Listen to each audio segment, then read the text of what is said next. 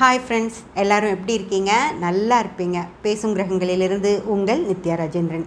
Friends, நம்ம ஜாதகங்களில் நிறைய விஷயங்கள் பற்றி பார்த்துட்ருக்கோம் இல்லைங்களா? அதில் இது வரைக்கும் நம்ம கிரக பலம் அப்படிங்கிற விஷயத்தை பற்றி நம்ம பெருசாக பார்க்கல. இனிமே தான் அது பின்னாடி வரும். ஆனால் இன்றைக்கி நான் பேச போகிற ஒரு டாப்பிக்கு இந்த விஷயம் ரொம்ப தேவைப்படுற மாதிரி இருந்ததுனால நான் இன்றைக்கி இதை எடுத்திருக்கேன். ஃப்ரெண்ட்ஸ், இப்போது ஒரு ஜாதகத்தில் 9 கிரகங்கள் இருக்குது இல்லைங்களா? அந்த 9 கிரகங்களில் சில கிரகங்கள் ரொம்ப வலிமையாக இருக்கும். சில கிரகங்கள் பார்த்திங்கன்னா அவ்வளோ அந்தளவுக்கு வலிமை இருக்காது. இப்போது ஒரு கிரகம் 100% வலிமையோடு இருக்கும் ஜாதகத்தில். இன்னொரு கிரகம் பார்த்திங்கன்னா 90% வலிமையோடு இருக்கும். இன்னொரு கிரகம் பார்த்திங்கன்னா 80% வலிமையோடு இருக்கும். அப்படியே ஒவ்வொரு கிரகமும் குறைஞ்சிக்கிட்டே வர்றப்போ ஒரு கிரகம் ஒரு 25% தான் வலிமையோடு இருக்கும். ஃப்ரெண்ட்ஸ், அந்த மாதிரி கிரகங்கள் இருக்குது அப்படின்னு வச்சுக்கோங்களேன். அந்த நேரத்தில் அந்த கிரகங்களுடைய தசாபுத்திகள் வருது அப்படின்னா, இப்போது ஒரு 100% வலிமையோடு இருக்கிற கிரகத்துடைய தசை நடக்குது அப்படின்னா, அந்த தசை முழுக்க இப்போது கேது தசை எப்படின்னு வச்சுக்கோங்க. கேது தசை 7 வருஷம் நடக்கும். அந்த 7 வருஷமும் கேது தன்னோட ஆதிக்கத்தை தான் அங்கே செலுத்திகிட்ருப்பார். ஏன்னா 100% அவர் வலிமையோடு அந்த ஜாதகத்தில் இருக்கனால அந்த கேது தான் அந்த ஜாதகத்தை முழுமையாக அந்த நேரத்தில் வழி நடத்திட்டுருப்பார். இப்போது அந்த கேதுவை விட கொஞ்சம் கம்மியாக இருக்குது. அதாவது ஒரு 60% வச்சுருக்கிற ஒரு கிரகம் புத்தி நடத்துது, ஒரு 40% வச்சுருக்க கிரகம் புத்தி நடத்துது, 25% கிரகம் வச்சுருக்க கிரகம் புத்தி நடத்துதுன்னு வச்சுக்கோங்களேன். கேதுவை அந்த கிரகங்களால் ஒன்றுமே பண்ண முடியாது. ஏன்னா கேது 100% நல்லா இருக்குது. அடுத்தடுத்த புத்தி கேது தசையில் கேது புத்தி முதல்ல முடிஞ்சு சுக்கிர புத்தி அடுத்தது வரும் இல்லைங்களா? அந்த சுக்கிர புத்தி 25% தான் வலிமையோடு இருக்குது. அப்படின்னா கேதுவை அந்த சுக்கிரனால் ஒன்றுமே பண்ண முடியாது. அங்கே கேது தான் முழு ஆட்சி பொறுப்பை எடுத்து பண்ணுவார். ஃப்ரெண்ட்ஸ், அதே போல் அடுத்து வர்ற ஒரு சுக்கிர புத்தி முடிஞ்சு சூரியன் வரும் இல்லைங்களா? அந்த சூரியனுக்கு ஒரு 60% வலிமை இருக்குது அப்படின்னு வச்சுக்கோங்க அந்த ஜாதகத்தில். ஆனால் கேதுக்கு 100% வலிமை இருக்குது. அப்படின்னா என்ன ஆகும் அப்படின்னு பார்த்தீங்கன்னா, அந்த சூரியன் வந்து அங்கே கேது பண்ணுற வேலைகளை சூரியன் எந்த விதத்துலையும் தடுக்கவே முடியாது. அவர் வந்து ஒரு 60% தான் வச்சுருக்காரு. கேது 100% வலிமையோடு இருக்கப்போ சூரியன் அங்கே பேசாமல் இருந்துக்குவார். அவர் எந்த வித வேலைகளையும் செய்ய மாட்டார். அவர் செய்கிற வேலைகளையும் அங்கே பெருசாக நடக்காது. அப்போது சூரிய புத்தி முடிஞ்சிடும். அடுத்து சந்திர புத்தி வருது அப்படின்னு வச்சுக்கோங்க. ஃப்ரெண்ட்ஸ், இந்த கேது புத்தி 100% நல்லா இருக்குது. சந்திரன் 95% வலிமையோடு இருக்குது அப்படின்னு வச்சுக்கோங்களேன். அங்கே வந்து கேதுவை பீட் பண்ண சந்திரனால் முடியாது. ஆனாலும் சந்திரனும் கிட்டத்தட்ட கேதுவுடைய வலிமையோடவே இருக்குது அப்படின்னு வச்சுக்கோங்க. இதில் ஒரு கிரகம் நல்லது செய்கிறதுக்கு வலிமையோடு இருக்கும், ஒரு கிரகம் கெட்டது செய்கிறதுக்கு வலிமையோடு இருக்கும் இல்லைங்களா? அது மாதிரி இப்போ சந்திரன் வந்து கெடுதல் செய்கிறதுக்கு அங்கே வலிமையோடு இருக்குது அப்படின்னு வச்சுக்கோங்க. கேது வந்து நல்லது செய்கிறதுக்கு வலிமையோடு இருக்குது. அப்படின்னா என்ன நடக்கும் அப்படின்னு சொல்லி பார்த்தீங்கன்னா, கேதுவும் அதனுடைய நல்ல விஷயங்களை செஞ்சுக்கிட்டே இருக்கும், சந்திரனும் அதோட கெட்ட விஷயங்களை செஞ்சுக்கிட்டே இருக்கும். ஃப்ரெண்ட்ஸ், இங்கே வந்து நான் கேது சந்திரன் சொல்கிறது வந்து ஒரு எக்ஸாம்பிளுக்காக தான் சொல்கிறேன். அதாவது ஒரு கிரகத்தை பற்றி தான் நான் சொல்கிறேன். ஏதோ ஒரு கிரகம் உங்கள் ஜாதகத்தில் எந்த கிரகம் வேணாலும் வலிமையோடு இருக்கும். அதாவது நல்லது செய்கிறதுக்கு 100% வலிமையோட ஒரு கிரகம் இருக்க மாதிரியே கெட்டது செய்யறக்கும் 100% வலிமையோட ஒரு கிரகம் இருக்கும். அதாவது இந்த சும்மா எக்ஸாம்பிளுக்காக தான் நான் கேது சந்திரன் சொன்னேன். உங்களுக்கு எந்த கிரகம் வேணாலும் அந்த மாதிரியான விஷயங்களை செய்யலாம். ஃப்ரெண்ட்ஸ், அந்த மாதிரி கிரகங்கள் செய்யும் அப்படின்னு சொல்கிறதுக்கு ஒரு எக்ஸாம்பிள் எனக்கு கரெக்டாக இப்போது கிடைச்சது. அதாவது இது என்ன சொன்னால் உங்களுக்கெல்லாம் புரிய வைக்க முடியும் அப்படின்னு ஒரு விஷயம் இருக்குது இல்லைங்களா? அதில் இப்போ ஒரு விஷயம் நடந்துச்சு. அதை சொன்னால் உங்களுக்கெல்லாம் தெளிவாக இந்த விஷயம் புரியும். ஃப்ரெண்ட்ஸ், அதுக்காகவே நான் இந்த விஷயத்தை எடுத்துகிட்டு வந்திருக்கேன். என்ன அப்படின்னு பார்த்தீங்கன்னா, உங்களுக்கு எல்லாத்துக்கும் இர்ஃபான்ஸ் வியூ அப்படின்னு ஒரு யூடியூப் சேனல் இருக்கிறது உங்களுக்கு தெரியும் இல்லைங்களா? அதை நடத்துறது வந்து இர்ஃபான் அப்படின்னு சொல்லி ஒரு தம்பி.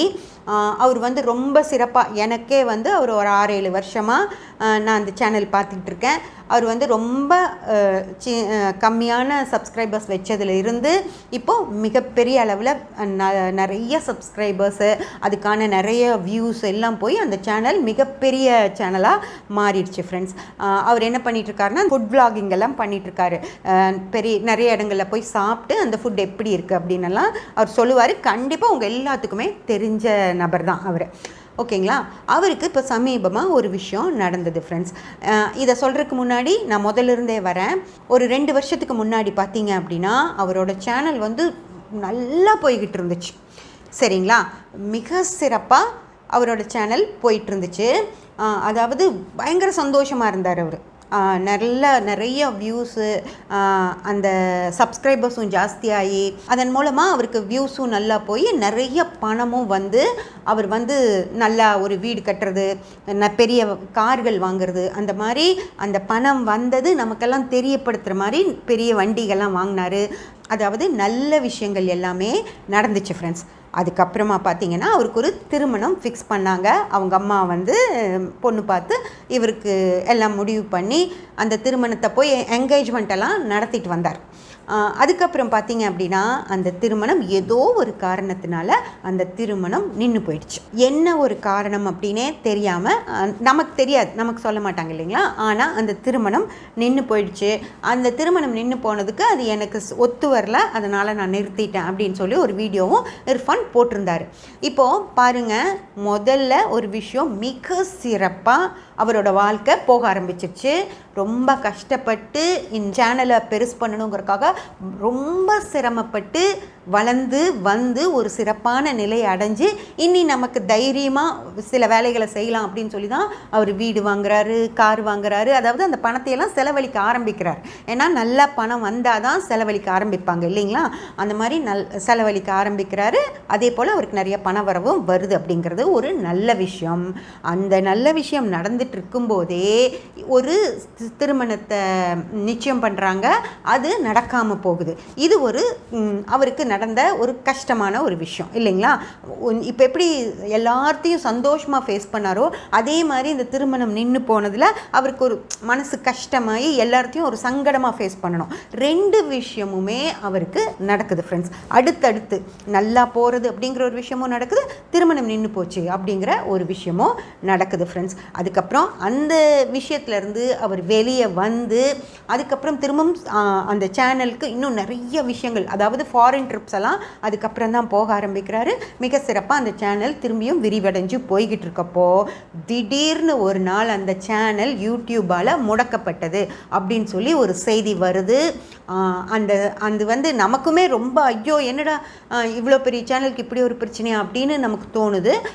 அதுக்கப்புறம் ஒரு 2 நாள் கழித்து அவர் இன்னொரு வீடியோ போடுறாரு. அதில் அவர் சொல்கிறாரு, என் உயிரே போயிடுச்சு அந்த ஒரு நிமிஷம், சேனல் பிளாக் பண்ணிட்டாங்க அப்படின்னு தெரிஞ்ச நிமிஷம் என் உயிரே போயிடுச்சு. அவ்வளோ, அதாவது ஒரு திருமணம் நின்று போகிறதுங்கிறது கூட ஒரு விஷயங்க, அது கடந்து போக முடியும். ஆனால் தான் லைஃபே அதுதான் அப்படின்னு சொல்லி முடிவெடுத்து ஒரு தொழில் தான், இதுவும் ஒரு தொழில் தானே, அதை செஞ்சுக்கிட்டு வந்துட்டுருக்கப்போ திடீர்னு அதை நாங்கள் முடக்கிறோம் அப்படின்னு சொல்லி ஒரு அறிவிப்பு வந்து அது முடங்குது அப்படிங்கிறத இது தான் பெத்த குழந்தையே கொடுக்குற மாதிரி அதை யாராலையும் தாங்கிக்கவே முடியாது. அது இர்ஃபான் வந்து அந்த பேட்டியில் சொல்லியிருந்தார், என் உயிரே போயிடுச்சுங்க அந்த நிமிஷம் அப்படின்னு சொல்லி. ஆனால் ஏதோ ஒரு காரணத்துக்காக அப்படி செஞ்சவங்க திரும்பியும் அதில் சரியில்லைன்னு தெரிஞ்சுக்கிட்டு அதை திரும்பியும் வாபஸ் வாங்கிக்கிறாங்க. சேனல் திரும்பியும் நல்லபடியாக அவர் கையில் கிடச்சிருச்சு. இப்போது உங்களுக்கு தெரியுதா, ஒரு நல்ல விஷயம் அடுத்த ஒரு கெட்ட விஷயம் அப்படின்னு சொல்லி நடக்குது இல்லைங்களா? அதே வந்து இவர் வாழ்க்கையில் தொடர்ந்துக்கிட்டே வருது. அது இந்த விஷயங்களெல்லாம் முடிஞ்சதுக்கப்புறம் திரும்பவும் ஒரு பொண்ணு பார்த்து அந்த பொண்ணோட நல்லா பேசி பழகி, இதையும் அவர் தான் சொல்கிறாரு ஒரு இதில், நான் வந்து அவங்களோட பேசணும்னு சொல்லி நல்லா பேசி அவங்க என்னை புரிஞ்சுக்கிட்டாங்கன்னு தெரிஞ்சதுக்கப்புறம் தான் இந்த கல்யாணத்துக்கு நான் ஒத்துக்கிட்டேன் அப்படின்னு சொல்லி சொல்கிறாரு. அதுக்கப்புறம் அந்த திருமணம் மிக விமர்சையாக பிரம்மாண்டமாக நல்லா நடக்குது ஃப்ரெண்ட்ஸ். அந்த திருமணம் வந்து அதாவது எல்லோரும் கண்ணு படுற அளவுக்கு மிக விமர்சையாக அந்த திருமணத்தை அவர் பண்ணுறாரு. அந்த திருமணம் முடிஞ்சு ஒரு 15 நாட்கள் தான் ஆகுது. அதுக்குள்ளே இர்ஃபான் அவர்கள் ஓட்டிகிட்டு வந்தாரோ இல்லை அவங்க யாரோ டிரைவர் ஓட்டிகிட்டு வந்ததோ இர்ஃபானுடைய கார் மோதி ஒரு அம்மா இறந்து போயிட்டாங்க அப்படின்னு நியூஸு பேப்பரில் எல்லாம் கூட வந்துச்சு. அப்போது எவ்வளோ ஒரு சந்தோஷமான நிகழ்வு திருமணம் அப்படிங்கிறது, அதுவும் தனக்கு பிடிச்சி அந்த பொண்ணு ரொம்ப அன்பாக அவர் மேலே இருக்குது அப்படிங்கிறதப்போ வாழ்க்கையே ஒரு மாறுதல் ஏற்படுது அப்படின்னு ஒரு மிகப்பெரிய சந்தோஷம் கிடைச்சி 15 நாட்கள் தான் ஆகுது. அதுக்குள்ளே ஒரு கார் ஆக்சிடெண்ட்டில் ஒரு உயிரே போயிடுச்சு அப்படிங்கிறது எவ்வளோ ஒரு கஷ்டமாக இருக்கும். அதாவது சந்தோஷம் அப்படிங்கிறது அது அந்த சந்தோஷமே முடியல இன்னும், அதுக்குள்ளேயே ஒரு துக்கம் அப்படிங்கிறது அவர் வாழ்க்கையில் வருது.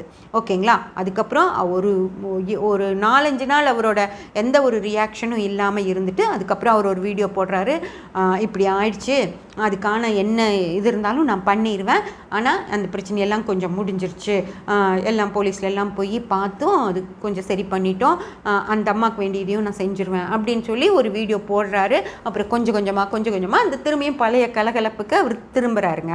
அப்படிங்கிறப்போ பாருங்கள், ஒரு திருமணம் நடக்குது, சந்தோஷப்படுறாரு, அப்போவே இப்படி ஒரு ஆக்சிடென்ட் நடந்து அவரை மிக ஒரு பிரச்சனைக்கு உள்ளாக்குது. ஓகே, அது வரைக்கும் நடந்தப்போ கூட நான் என்னன்னா என்னோட ஜோதிட பார்வையில் இவருக்கு இந்த மாதிரி தான் ஒரு கிரகம் நல்லா இருக்குது, இன்னொரு கிரகம் ரொம்ப மோசமாக இருக்குது, ரெண்டுமே வலிமையாக இருக்குது அப்படின்றத நான் புரிஞ்சுக்கிட்டேன்.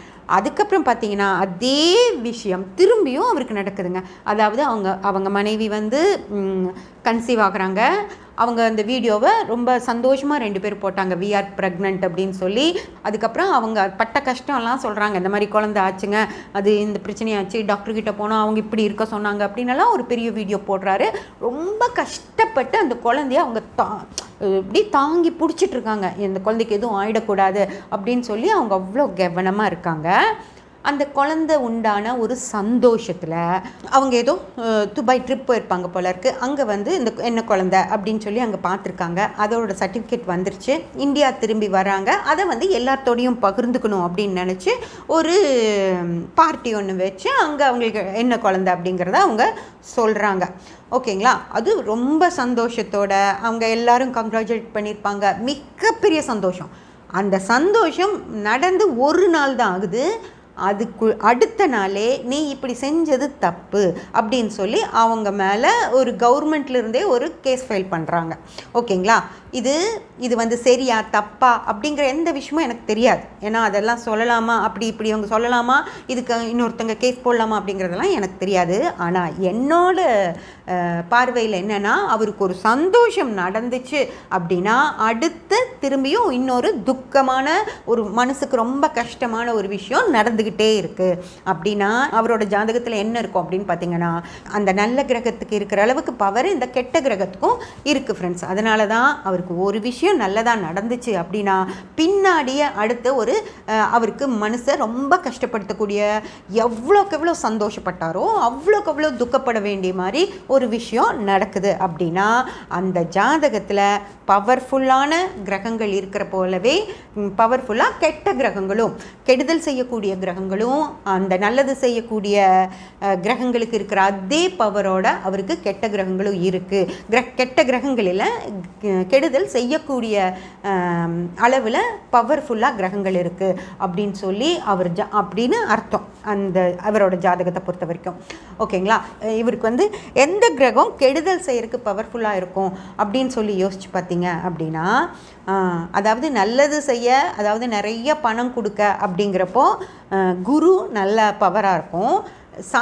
அதாவது லக்ஸுரி அனுபவிக்கிறார் இல்லையா, லக்ஸுரி கார்ஸு, லக்ஸுரி வீடு, ஃப்ளைட்டில் பயணங்கள், அந்த போகிற ஊர்லையெல்லாம் ஒரு லக்ஸுரியான இடங்களில் தங்குறது, அந்த மாதிரி லக்ஸுரியாக இருக்கிற காரணம் சுக்கிரன்.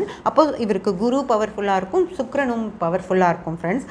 அதே போல் சனியும் செவ்வாயும் இவருக்கு கெட்டதை செய்யறதுக்கு பவர்ஃபுல்லாக இருக்கும் அப்படின்னு அர்த்தம். செவ்வாய் அப்படிங்கிறது போலீஸ், அந்த சேனலை முடக்கி வைக்கிறதுக்கு காரணம் என்ன அப்படின்னு சொல்லி பார்த்தீங்கன்னா சனி ஃப்ரெண்ட்ஸ்.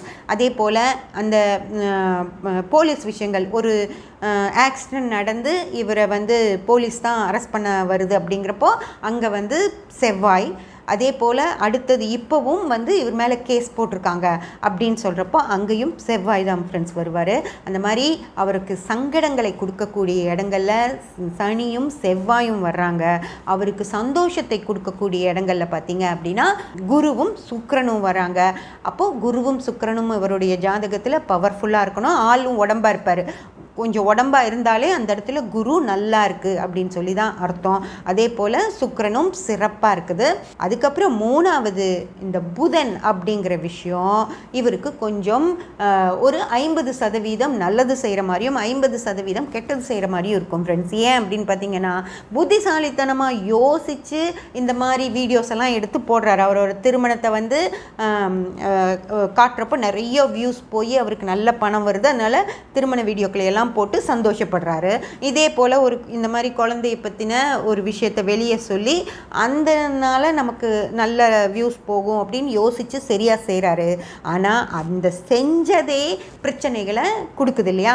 அதாவது அகத்துக்கு புதன் நல்லா இருக்குது, புற விஷயங்களுக்கு புதன் கெட்டு அப்படின்னு சொல்லி வச்சுக்கலாம் ஃப்ரெண்ட்ஸ். அந்த மாதிரி அதே போல் ராகுவும் அப்படி தான் ஃப்ரெண்ட்ஸ். ராகுவும் இவருக்கு அகமாக நல்லா இருக்குது. அதனால் இவர் பிரம்மாண்டமாக செய்யக்கூடிய பிரச்சனைகள் எல்லாம் நல்லா இருக்குது. அப்படி பிரம்மாண்டமாக செஞ்ச பிரச்சனைகளாலேயே இவருக்கு மன வருத்தங்களும் வருது. அப்படின்னா ராகுவும் இவருக்கு அகம் சார்ந்து தான் இருக்கணும். ஓகேங்களா? இப்போது உங்களுக்கு வந்து ஒரு ஜாதகத்தில் ஒரு கிரகம் நல்லா இருந்துச்சு அப்படின்னா என்ன செய்யும் அப்படின்னு தெரியுது.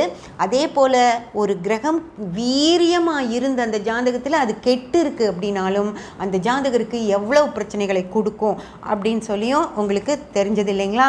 அதே மாதிரி உங்கள் ஜாதகத்தை எடுத்து எந்த கிரகம் நல்லா இருக்குது, அது எவ்வளோ சதவீதம் வீரியமாக இருக்குது, எந்த கிரகம் கெட்டு இருக்குது, அது எவ்வளோ சதவீதம் வீரியமாக இருக்குது அப்படின்னலாம் நீங்கள் பார்த்து வச்சுக்கிட்டீங்க அப்படின்னா நீங்கள் என்னென்ன செய்யலாம் என்னென்ன செய்யக்கூடாது அப்படிங்கிறத நம்ம தெரிஞ்சுக்க முடியும் ஃப்ரெண்ட்ஸ். சப்ஸ்கிரைப் பண்ணி பெல் பட்டன் ப்ரெஸ் பண்ணி வச்சுக்கோங்க. அப்போ தான் நான் போடுற எல்லா பதிவுகளும் உங்களுக்கு கிடைக்கும். லைக் பண்ணி ஷேர் பண்ணி கமெண்ட் பண்ணிங்கன்னா எனக்கு சப்போர்ட்டிவாக இருக்கும். Thank you friends.